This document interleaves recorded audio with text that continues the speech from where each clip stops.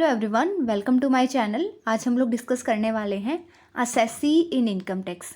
सबसे पहले हम इनकम टैक्स एक्ट के अकॉर्डिंग असेसी की डेफिनेशन देखेंगे विद एग्जांपल्स। मैं आपको सारे के सारे पॉइंट्स बताऊंगी इजी लैंग्वेज में। Then types of assessee, ordinary assessee, deemed assessee and assessee in default with examples. So let's start with the definition first.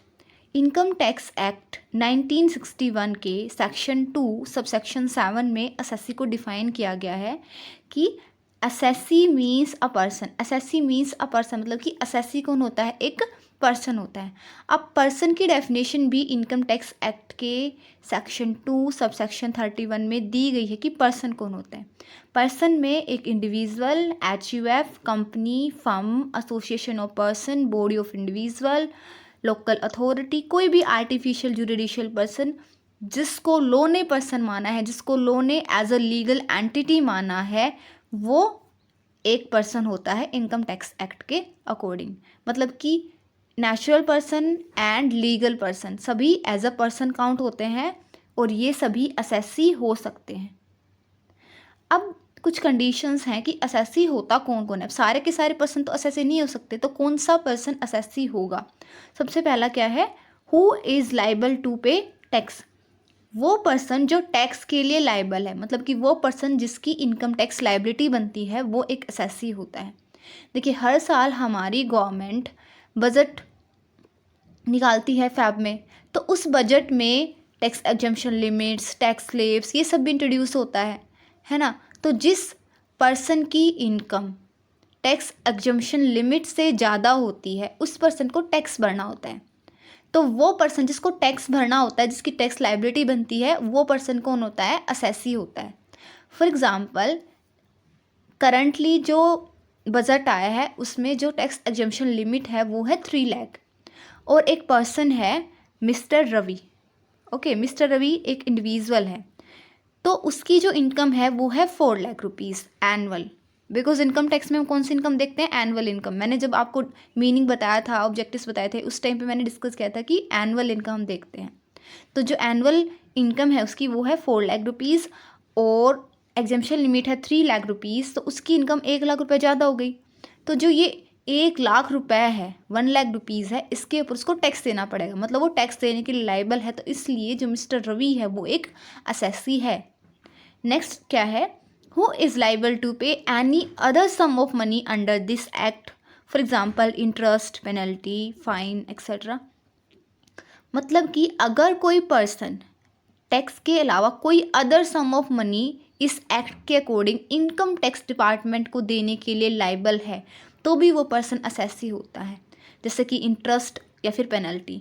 अब मान लीजिए मिस्टर रवि की टैक्स लाइबिलिटी बनती है 1 लाख रुपीज़ पे, और उन्होंने ये टैक्स जो है वो ड्यू डेट पे नहीं भरा। अब टैक्स उन्होंने ड्यू डेट पे नहीं भरा, तो इनकम टैक्स डिपार्टमेंट जो है वो जो ड्यू अमाउंट है टैक्स की, उसके ऊपर उससे इंटरेस्ट चार्ज करेगा। तो उस इंटरेस्ट की पेमेंट के लिए भी मिस्टर वी कौन है? एक असेसी हैं। और मान लीजिए मिस्टर रवि ने अपनी इनकम का कुछ पार्ट छुपा लिया, मतलब कि एक्चुअल में उनकी इनकम 4 लाख रुपीज़ नहीं है, वो उससे ज़्यादा है, बट वो शो करें 4 लाख रुपीज़। अब इनकम टैक्स डिपार्टमेंट को ये पता चल गया, तो इस केस में वो मिस्टर रवि के ऊपर पेनल्टी लगाएंगे, है ना। तो उस पेनल्टी को भरने के लिए भी मिस्टर रवि क्या है? एक असेसी हैं। थर्ड क्या बोलता है? In respect of whom any proceedings under this act has been taken for the assessment of his income or assessment of fringe benefits। अगर किसी पर्सन की खुद की इनकम को असेस करने के लिए इनकम टैक्स डिपार्टमेंट ने कोई भी ऑफिशियल प्रोसीजर स्टार्ट किया है, इनकम टैक्स डिपार्टमेंट ने अगर किसी भी पर्सन की खुद की इनकम को असेस करने के लिए कोई भी ऑफिशियल प्रोसीजर स्टार्ट किया है, तो उससे भी असेसी माना जाता है। फॉर एग्ज़ाम्पल, इसी केस में देख लीजिए, मिस्टर रवि ने जो है अपनी इनकम का सर्टेन पार्ट छुपाया, ठीक है, और ये बात इनकम टैक्स डिपार्टमेंट को पता चल गई। अब इनकम टैक्स डिपार्टमेंट क्या करेगा? मिस्टर रवि की इनकम के सोर्सेज को देखेगा, उनसे फाइनेंशियल डॉक्यूमेंट्स वगैरह को देखेगा, मतलब कि उनकी इनकम को असेस करेगा ऑफिशियली। सो इस काम के लिए, क्योंकि मिस्टर रवि की इनकम को इनकम टैक्स डिपार्टमेंट के द्वारा ऑफिशियली असेस किया जा रहा है, तो इसलिए भी मिस्टर रवि क्या होंगे, एक असेसी होंगे। नेक्स्ट क्या है, in respect of whom any proceeding under this act has been taken for the assessment of the income of any other person in respect of which he is assessable। अगर किसी person के against कोई भी proceeding चल रही है income tax act के according, उसकी खुद की इनकम को असेस करने के लिए नहीं, किसी और की इनकम को असेस करने के लिए जिसके लिए वो पर्सन असेसिबल है। देखिए कई बार क्या होता है, दो पर्सन्स के बीच में ऐसा लीगल रिलेशनशिप होता है कि एक की इनकम को असेस करने के लिए दूसरे पर्सन को एज अ मीडियम यूज़ किया जाता है। जैसे कि अगर हम इनकम टैक्स लॉ को देखें हमारे इंडिया में, तो जो नॉन रेजिडेंट्स होते हैं, मतलब कि जो हमारे कंट्री के रेजिडेंट्स नहीं हैं, उनकी इनकम को डायरेक्टली हमारा जो इनकम टैक्स डिपार्टमेंट है वो असेस नहीं कर सकता है, उनके ऊपर टैक्स इम्पोज नहीं कर सकता है। तो ये जो नॉन रेजिडेंट्स हैं इनको टैक्स तो भरना पड़ता है अगर उन्हें इंडिया से कोई इनकम हो रही है उसके ऊपर, तो वो एक एजेंट के थ्रू जो अपना टैक्स पे करते हैं, तो वो जो एजेंट है वो भी एक असेसी होगा, क्योंकि उसके थ्रू किसी और की इनकम को असेस किया जा रहा है, वो किसी और की इनकम के लिए असेसिबल है। एक एग्जांपल देती हूँ मैं आपको हिपोथेटिकल। मान लीजिए कोई फॉरेन का बिजनेसमैन है, मिस्टर डेविड इंडिया में बिज़नेस करने के लिए आए। अब इंडिया में बिज़नेस करेंगे, उनसे उनको कोई ना कोई इनकम होगी, ऑब्वियसली बिज़नेस इनकम के लिए कर रहे हैं वो, तो इंडिया में जो इनकम अर्न होगी उसके ऊपर जो इंडिया का इनकम टैक्स डिपार्टमेंट है वो उसके ऊपर उससे टैक्स मांगेगा। अब मिस्टर डेविड तो अमेरिका से आए हैं, अमेरिका के सिटीज़न हैं, वहाँ के रेजिडेंट हैं, तो यहाँ पे टैक्स कैसे भरें वो? तो इसलिए इनकम टैक्स डिपार्टमेंट क्या करता है, जो मिस्टर डेविड है उनके एजेंट के थ्रू उनकी इनकम को असेस करता है। मतलब कि जो मिस्टर डेविड है वो अपना एक रिप्रेजेंटेटिव देंगे, एक एजेंट देंगे, और उस एजेंट के थ्रू मिस्टर डेविड की यहाँ अर्न की हुई इनकम के ऊपर टैक्स लगेगा। सो जो एजेंट है मिस्टर डेविड का, वो मिस्टर डेविड की इनकम के लिए असेसिबल है, इसलिए जो एजेंट है उसको हम यहाँ पे असेसी मानेंगे। नेक्स्ट क्या है, in respect of whom any proceeding under this act has been taken for the assessment of the loss sustained by him or by such other person। अगर किसी पर्सन के लिए कोई ऑफिशियल प्रोसेस चली है इनकम टैक्स डिपार्टमेंट के द्वारा, जिसमें कि उसकी इनकम को नहीं, जो लॉस उसको हुआ है उसको असेस किया जा रहा है, मतलब किसी पर्सन के लॉस को असेस करने के लिए अगर इनकम टैक्स डिपार्टमेंट ने कोई इंक्वायरी चलाई है, कोई इन्वेस्टिगेशन चलाई है, तो भी वो पर्सन एक असेसी होता है। फॉर एग्ज़ाम्पल मिस सीता एक बिजनेस वुमेन है। अब मिस सीता जो है उनके बिजनेस में क्या हो गया, लॉस हो गया। इनकम टैक्स डिपार्टमेंट जो है उस लॉस को कैलकुलेट कर रहा है, उस लॉस को देख रहा है भाई कितना लॉस हुआ है। तो क्योंकि income tax department miss Sita के लॉस को देख रहा है, इस सिचुएशन में भी मिस सीता क्या है, एक असेसी है। नेक्स्ट क्या है, in respect of whom any proceeding under this act has been taken for the amount of refund due to him और सच अदर पर्सन। अगर किसी पर्सन के अगेंस्ट में कोई भी ऐसी प्रोसेस चली है जिसमें कि जो अमाउंट उसको रिफ़ंड करना है उसकी कैलकुलेशन चल रही है, तो भी उस पर्सन को हमें असेसी बुलाना है, तो भी वो पर्सन असेसी होगा। देखिए कई बार क्या होता है, हम जो टैक्स है उसको ओवर पे कर देते हैं, तो अगर टैक्स को ओवर पे किया गया है तो भी इनकम टैक्स डिपार्टमेंट जो एक्सेस ऑफ टैक्स है उसको रिफ़ंड करता है। ठीक है, मतलब कि जो अमाउंट ड्यू है, जो एक्चुअल में किसी पर्सन को पे करना है टैक्स, उतना ही टैक्स जो है डिपार्टमेंट एक्सेप्ट करता है। अगर आप ज़्यादा पे करते हो तो इनकम टैक्स डिपार्टमेंट उसको रिफ़ंड कर देता है। सो अब मान लीजिए कोई पर्सन है हिना एक सैलरीड वुमेन है, और हिना की जो इनकम है उसके ऊपर जो टैक्स लायबिलिटी उसकी बनती थी उसकी 25,000 उसको इनकम टैक्स रिटर्न में फ़ाइल करने थे, लेकिन हिना ने गलती से 30,000 फाइल कर दिए। क्योंकि उसके अकॉर्डिंग उसकी लायबिलिटी 30,000 बन रही थी, तो उसने 30,000 फाइल कर दिया। लेकिन जब इनकम टैक्स डिपार्टमेंट ने इस चीज़ को इन्वेस्टिगेट किया, इंक्वायरी करी, तब पता चला कि उसकी एक्चुअल में टैक्स लायबिलिटी 25,000 की ही बनती थी, तो 5,000 उसने ज़्यादा पे किए हैं। तो इस सिचुएशन में इनकम टैक्स डिपार्टमेंट क्या करेगा, वो 5,000 रुपीज़ जो एक्सेस में उसने पे किए हैं वो मिस हिना को रिफ़ंड कर देगा। तो उस रिफ़ंड के लिए भी जो मिस हिना हैं वो एक असेसी हैं। Next, who is deemed to be an assessee under the provisions of this act। जिस किसी पर्सन को मान लिया गया है एक असेसी इस एक्ट के प्रोविज़न के अकॉर्डिंग, वो भी एक असेसी होता है। देखिए, जैसा कि मैंने आपको 4th पॉइंट में भी बताया था कि कई बार हम किसी पर्सन की इनकम को किसी दूसरे पर्सन के थ्रू असेस करते हैं, किसी लीगल रिलेशनशिप की वजह से, किसी रीज़न की वजह से।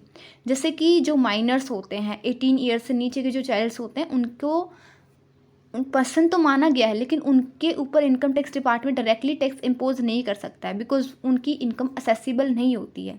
तो उनके जो पेरेंट्स होते हैं, उनके गार्डियंस जो होते हैं, उनकी इनकम में उनकी इनकम को, जो माइनर चाइल्ड्स हैं उनकी इनकम को जोड़ के income tax department tax impose करता है। ठीक है, तो माइनर चाइल्ड की इनकम के लिए उसका पेरेंट असेसिबल हो गया। कोई लुनैटिक है, कोई पागल है, कोई अनसाउंड माइंड का है, तो उस सिचुएशन में भी वो खुद तो इनकम टैक्स रिटर्न फाइल नहीं कर सकता ना, तो उसका जो गार्डियन है वो टैक्स भरेगा उसके नाम पे, तो उसको उसका असेसी मान लिया जाता है। तो डीम्ड टू बी असेसी यही है कि जिसको इनकम टैक्स डिपार्टमेंट ने असेसी मान लिया है इस एक्ट के प्रोविजंस के अकॉर्डिंग, बट वो एक्चुअल में असेसी नहीं है। एक्चुअल असेसी होने से हमारा मतलब क्या है कि वो जिस इनकम पे टैक्स भर रहा है वो इनकम उसकी नहीं है, वो किसी और की इनकम पे टैक्स भर रहा है एक्चुअल में। फॉर एग्ज़ाम्पल, मान लीजिए एक बच्चा है और उस बच्चे का नाम है मोहित। मोहित जो है वो साइड हसल्स के थ्रू जो है कुछ इनकम अर्न कर रहा है, और उसकी जो इनकम है वो एग्जम्पशन लिमिट से अबव है। अब एग्जम्पशन लिमिट से अबोव इनकम हो रही है उस बच्चे की, तो उसकी सिचुएशन में उसकी टैक्स लायबिलिटी बनती है। लेकिन वो बच्चा खुद तो इनकम टैक्स रिटर्न फाइल करने के लिए लायबल नहीं है, खुद तो वो नहीं भर सकता है। तो इस सिचुएशन में जो उसके फादर हैं या उसकी जो मदर हैं, जो भी टैक्स भरता है इनकम टैक्स, वो जो है वो उस बच्चे के लिए भी टैक्स भरेगा, और उस बच्चे की जो इनकम है वो उनकी इनकम में ऐड ऑन होके उसके ऊपर टैक्स भरा जाएगा। सो इस सिचुएशन में भी जो उस बच्चे का फादर है, जो उसके बच्चे की जो मदर है, जो भी उसके लिए टैक्स फिल कर रहे हैं, टैक्स रिटर्न फाइल कर रहे हैं, तो वो उसके लिए असेसी हैं, और जिन्हें डीम्ड टू बी असेसी बोलते हैं इनकम टैक्स एक्ट के अकॉर्डिंग। नेक्स्ट है who is deemed to be an assessee in default under the provisions of this act. जिसको इस एक्ट के किसी भी प्रोविज़न के अकॉर्डिंग असेसी इन डिफॉल्ट माना गया है, मतलब कि जिसने कोई भी धोखाधड़ी की है, जिसने कोई भी रूल तोड़ा है इनकम टैक्स एक्ट का, वो पर्सन भी एक असेसी होता है। फॉर एग्ज़ाम्पल, जैसे हम मिस्टर रवि के केस में ले लेते हैं। मिस्टर रवि ने क्या किया, इनकम टैक्स जो है वो लेट फिल किया। तो इनकम टैक्स जब तक उन्होंने फिल नहीं किया था, उस सिचुएशन में इनकम टैक्स डिपार्टमेंट के लिए वो क्या थे, असेसी इन डिफ़ॉल्ट थे। या फिर मैंने आपको बताया था कि मिस्टर रवि ने अपनी इनकम का कुछ जो सोर्स है, कुछ जो पार्ट है वो छुपा रखा है। 4 लाख उनकी इनकम नहीं है, उनसे ज़्यादा उसकी इनकम है। तो अब इनकम टैक्स डिपार्टमेंट को ऐसा लगता है, तो इस सिचुएशन में भी इनकम टैक्स डिपार्टमेंट को क्या बोलेंगे, वो असेसी इन डिफ़ॉल्ट हैं। मतलब कि उन्होंने धोखा किया है, उन्होंने कोई ना कोई गड़बड़ी की है इनकम टैक्स रिटर्न फाइल करने में, अपनी इनकम को शो करने में। तो ऐसे पर्सन को भी असेसी माना जाता है। Now types of assessee. Types of assessee में ऑर्डिनरी असेसी, इसको आप नॉर्मल असेसी भी बोल सकते हो, then deemed assessee and assessee in default. सबसे पहले बात करते हैं ऑर्डिनरी असेसी, जो आपके नॉर्मल असेसीज होते हैं। An ordinary assessee is a person or entity who is liable to pay tax directly under the income tax law.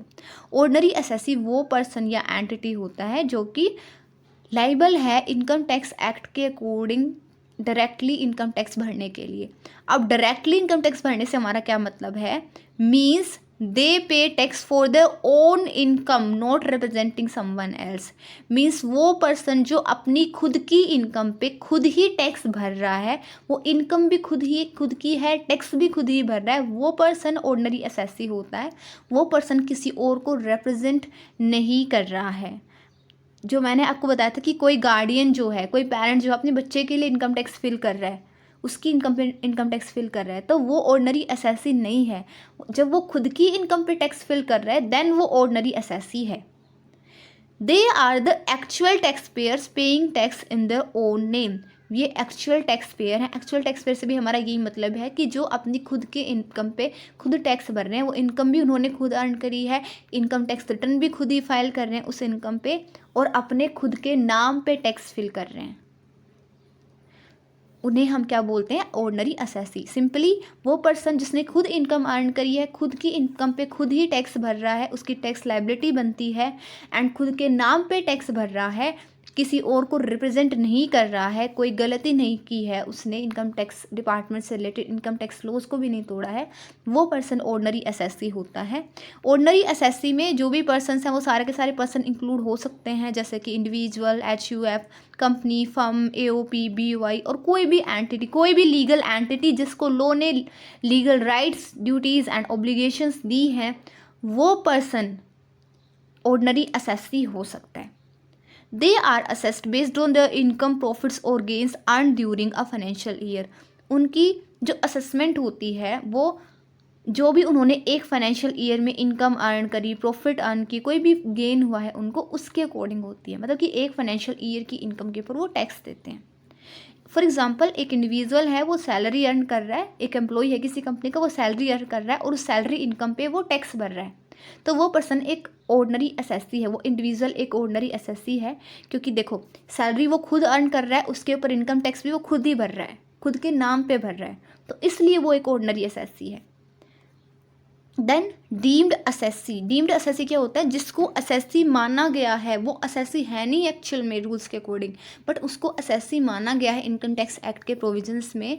A deemed assessee is not directly liable to pay tax but is considered an assessee under certain circumstances defined by Income Tax Act. एक deemed assessee वो person होता है जो कि directly tax देने के लिए liable नहीं है, बट उसको एक असेसी माना जाता है कुछ सर्टेन सर्कमस्टेंसेज में, जो कि इनकम टैक्स एक्ट के अंदर डिफाइन करी गई हैं। देखिए, ऑर्डिनरी असेसी जो पर्सन खुद इनकम अर्न करता है और उस इनकम के ऊपर खुद ही टैक्स भरता है, और डीम्ड असेसी वो होता है जो इनकम अर्न खुद नहीं करता है बट टैक्स भरता है। ओके, अगर मैं सिंपली आपको बताऊं प्रैक्टिकली, तो वो पर्सन जो इनकम खुद अर्न नहीं कर रहा है लेकिन उस इनकम पे वो टैक्स भर रहा है, वो इनकम एक्चुअल में किसी और ने अर्न करी, और उसका जिस पर्सन ने इनकम अर्न करी है उस पर्सन के साथ ऐसा लीगल रिलेशनशिप है कि वो उसकी इनकम पे टैक्स देने के लिए लायबल है। अब वो सर्टन सर्कमस्टेंसेज कौन सी होती हैं? This include legal representatives of a deceased person, guardians of minors or lunatics and agents of non-residents. This includes legal representative. मैंने बोला ना कि लीगल रिलेशनशिप ऐसा है दो पर्सन्स के बीच में कि जो एक पर्सन है वो इनकम अर्न कर रहा है बट वो टैक्स नहीं भर सकता है, तो जो दूसरा पर्सन है वो जो है वो उस इनकम के ऊपर टैक्स पे करेगा। तो लीगल रिप्रेजेंटेटिव कहते हैं जो पर्सन दूसरे के लिए टैक्स भरा है, दूसरे के साथ उसका ऐसा लीगल रिलेशनशिप है। तो वो जो लीगल रिप्रेजेंटेटिव जो होते हैं वो किस किस केस में होते हैं? डिकीज्ड पर्सन, अगर किसी पर्सन की डेथ हो जाती है तो जो उसका लीगल हेयर है वो जो है वो उस पर्सन की इनकम पे टैक्स भरेगा। फॉर एग्जाम्पल, मिस्टर शर्मा, ये एग्जाम्पल इसी का है। Mister Sharma dies in January 2023. His son, being his legal heir, files his income tax return for the financial year 2023 and pays the due tax. The son is deemed assessee. Mister Sharma की जो है वो death हो जाती है जनवरी 2023 में। अब mister Sharma की डेथ तो जनवरी 2023 में हो गई, तो इस केस में 2022 से 2023 तक उन्होंने जो भी इनकम अर्न करी है उस फाइनेंशियल ईयर में, उसके ऊपर तो वो टैक्स नहीं भर पाए, वो तो पहले ही चले गए।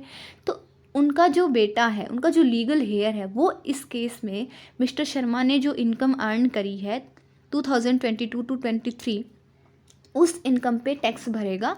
तो क्योंकि वो इनकम मिस्टर शर्मा ने अर्न करी है और उस इनकम पे उनका बेटा टैक्स भर रहा है, तो इसलिए इस केस में वो एक डीम्ड असेसी है। वो एक्चुअल में डायरेक्टली लाइबल नहीं है टैक्स भरने के लिए, बट सिचुएशंस के अकॉर्डिंग इनकम टैक्स लॉ उसको एक असेसी मान रहा है। So he is an deemed assessee. और यहाँ पे एक बात आपको ध्यान रखनी है, अब इस पीरियड के बाद मतलब कि 2022-23 के पीरियड के बाद उसके फादर के जो सोर्सेज होंगे उससे फिर भी उसको इनकम होती रहेगी, है ना। अब इस सिचुएशन में उसके फादर के सोर्सेज जो उसको इनकम होगी, उस सिचुएशन में, उस कंडीशन में वो जो सन है मिस्टर शर्मा का, उस सिचुएशन में वो डीम्ड असेसी नहीं रहेगा, क्योंकि उस सिचुएशन में जो सोर्सेज हैं वो उसके खुद के हो गए, वो इनकम वो उनके ऊपर खुद की इनकम बोली जाएगी। जब तक मिस्टर शर्मा जिंदा थे उस टाइम पे उन्होंने जो इनकम अर्न करी है, उस इनकम के ऊपर जब वो टैक्स भर रहा है, उसी सिचुएशन में वो डीम्ड असेसी है। मतलब मिस्टर शर्मा की अर्न करी हुई इनकम के ऊपर वो डीम्ड असेसी है। उसके बाद उनकी प्रॉपर्टी वगैरह से थ्रू जो इनकम होगी उसको, वो उसके लिए खुद ही असेसिबल है, वो एक ऑर्डिनरी असेसी बोला जाएगा। तो ये पॉइंट आपको बताना चाहती थी मैं। देन गार्डियंस ऑफ माइनर्स और लुनेटिक्स। अगर कोई माइनर है, जैसे कि कोई भी 18 से नीचे का कोई बच्चा है, ठीक है, और वो कोई इनकम अर्न कर रहा है, उसकी इनकम टैक्सेबल है, तो उसके जो पेरेंट्स हैं वो उसके लिए इनकम टैक्स फाइल करेंगे, इनकम टैक्स रिटर्न भरेंगे। अब इनकम तो बच्चा अर्न कर रहा है और income tax return parents file कर रहे हैं, तो इस सिचुएशन में जो बच्चे के पेरेंट्स हैं उनको इनकम टैक्स एक्ट असेसी मानता है, क्योंकि बच्चा इनकम टैक्स नहीं भर सकता है। एजेंट्स ऑफ नॉन रेजिडेंट्स, मैंने आपको पहले बताया था, जो नॉन रेजिडेंट्स होते हैं वो डायरेक्टली जो है इंडिया के लॉ के अकॉर्डिंग खुद टैक्स नहीं भर सकते हैं, क्योंकि वो किसी और कंट्री के अंदर इनकम टैक्स भरने के लायबल हैं। तो इस सिचुएशन में उन्हें एक एजेंट के through income tax return file करना होता है। तो जो एजेंट है उन नॉन रेजिडेंट्स का, वो उन नॉन रेजिडेंट की इनकम के लिए असेसिबल है, उनकी इनकम को के लिए टैक्स भर रहा है, तो वो एजेंट भी क्या होता है, डीम्ड असेसी होता है। मतलब कि इनको हमने असेसी माना है, लेकिन वो डायरेक्टली इनकम टैक्स पे करने के लायबल नहीं है, क्योंकि जिस इनकम पे टैक्स भरा जा रहा है वो इनकम उनकी नहीं है, वो इनकम उन्होंने अर्न नहीं की है, बल्कि किसी और ने अर्न करी है, जिससे उनका ऐसा लीगल रिलेशनशिप है कि वो उनके लिए टैक्स भरेंगे। Assessee in default. An assessee in default is a person or entity who has failed to fulfil their tax obligations. वो पर्सन जो अपनी टैक्स ऑब्लिगेशंस को फुलफिल करने में फेल हो गया है, वो पर्सन होता है असेसी इन डिफॉल्ट। अब इसमें क्या क्या ऑब्लिगेशंस में फेलियर हो सकता है, this includes not paying the tax due. मतलब कि किसी पर्सन का टैक्स ड्यू था, उसकी टैक्स लायबिलिटी बनती थी, बट उसने वो टैक्स नहीं भरा, तो वो क्या है, असेसी इन डिफॉल्ट है। नॉट डिडक्टिंग और collecting tax at source as required. कई बार हमें इनकम टैक्स जो है वो एट सोर्स डिडक्ट करना होता है, बट अगर कोई पर्सन ऐसा नहीं करता है तो भी वो क्या होता है, असेसी इन डिफॉल्ट। जैसे कि जो एम्प्लॉयज़ होते हैं किसी कंपनी के, अगर उनकी मतलब कि सैलरी का ना एक लेवल होता है, उस लेवल से ज़्यादा अगर उनको सैलरी मिल रही है, तो जो कंपनी है, जो एम्प्लॉयर है, वो उसके ऊपर टैक्स डिडक्ट करता है, इनकम टैक्स डिडक्ट करके गवर्नमेंट को पे करता है, और टैक्स डिडक्ट करने के बाद सैलरी जो है वो एम्प्लॉयज़ को देता है, ठीक है। सो अगर किसी एम्प्लॉयर ने ऐसा नहीं करा, TDS डिडक्ट नहीं करा है, तो भी वो एक असेसी इन डिफॉल्ट है। बेशक इनकम जो उसका एम्प्लॉयज़ को हो रही है उसको कोई फ़ायदा नहीं, लेकिन फिर भी वो असेसी इन डिफॉल्ट है। और not paying the tax deducted और कलेक्टेड टू द गवर्नमेंट। और किसी ने टैक्स, अब एम्प्लॉयर ने मान लो टैक्स डिडक्ट कर लिया भाई, कलेक्ट भी कर लिया, लेकिन गवर्नमेंट को नहीं दिया वो टैक्स, तो उस सिचुएशन में भी वो असेसी इन डिफॉल्ट है। बिकॉज हमें कोई मतलब नहीं है कि किसी ने टैक्स काटा, किसी ने टैक्स कैलकुलेट किया नहीं किया। पॉइंट क्या है कि उसने टैक्स भरा, गवर्नमेंट को दिया नहीं दिया।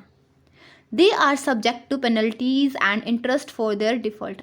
भाई कोई रूल तोड़ रहा है, कोई लॉ एंड ऑर्डर्स को फॉलो नहीं कर रहा है, तो उसके ऊपर पेनल्टी लगेगी। तो ऐसे अगर कोई असेसी इन डिफॉल्ट है तो उन्हें पेनल्टी, उन्हें फ़ाइन वगैरह पे करना पड़ता है। ज़्यादा टैक्स ड्यू है तो उस ड्यू अमाउंट के ऊपर उन्हें इंटरेस्ट भी पे करना पड़ेगा। अगर वो टैक्स को इवेज कर रहे हैं तो भी इस सिचुएशन में उन्हें पेनल्टीज पे करनी पड़ेंगी।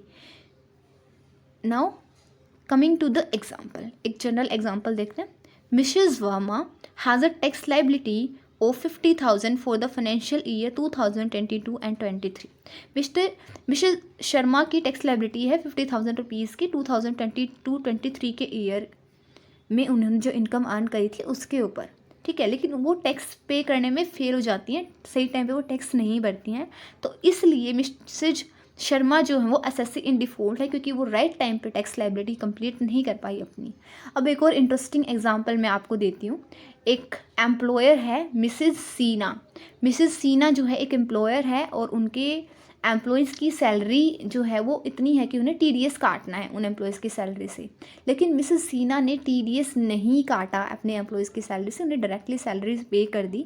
तो इस सिचुएशन में मिसेस सीना जो हैं वो असेसी इन डिफ़ॉल्ट हैं, क्योंकि उनकी ड्यूटी बनती थी कि वो अपने एम्प्लॉयज़ की सैलरी से इनकम टैक्स डिडक्ट करके गवर्नमेंट को पे करें। यहाँ पे एक्चुअली में मेरे को थोड़ा डाउट हो गया था कि भाई देखो, एम्प्लॉयज़ को सैलरी मिल रही है, उनकी इनकम टैक्स लायबिलिटी होनी चाहिए, है ना। जिस पर्सन की इनकम होती है वो उसके ऊपर टैक्स भरता है ना, तो एम्प्लॉयज़ को सैलरी देनी है, मिलनी है, तो एम्प्लॉयज़ को टैक्स भरना है, तो एम्प्लॉयज़ होने चाहिए असेसी इन डिफ़ॉल्ट। लेकिन फिर मैंने इस चीज़ को इन्वेस्टिगेट किया, then I got to know that क्योंकि मिस सीना की लायबिलिटी थी, मिस सीना की ड्यूटी थी ये कि वो अपने एम्प्लॉयज़ की सैलरी से TDS डिडक्ट करके गवर्नमेंट को पे करे, तो इसलिए मिसेस सीना यहाँ पे असेसी इन डिफ़ॉल्ट होंगी और उनके ऊपर पेनल्टी लगेगी, ना कि एम्प्लॉयज़ के ऊपर। सो आई थिंक आपको ये अब समझ में आ गया होगा कि जो अपनी जिसकी ऑब्लिगेशन तो जिसकी ड्यूटी होती है, अगर उसी पर्सन को हम असेसी इन डिफ़ॉल्ट बोलते हैं। So thank you all, thank you for watching my video. If you like the video don't forget to like, subscribe and comment on my channel. इससे अगले वीडियो में हम assessment year and previous year discuss करेंगे। And अगर आपके mind में कोई और टॉपिक है जिसकी आप अभी वीडियो चाहते हो, then you can comment me. So thank you.